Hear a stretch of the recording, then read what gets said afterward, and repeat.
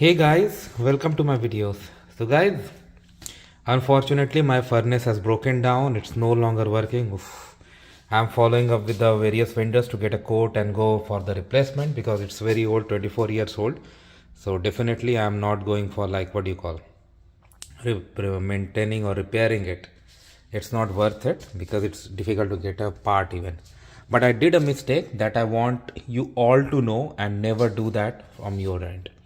So the mistake that I did was like it went down. I observed. I contacted them, but the problem I let it run. Don't do that.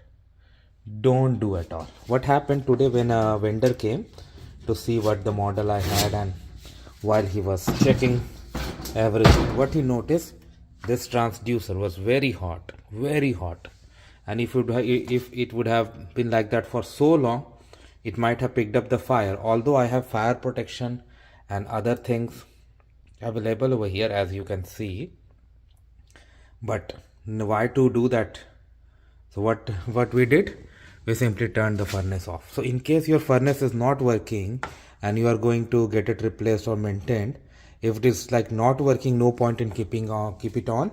Turn it off so that no part picks up the heat and that damages further, or anything may happen. It may start leaking or anything. Don't do that.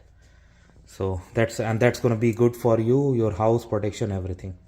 Make sure you do this, and thanks for watching this video.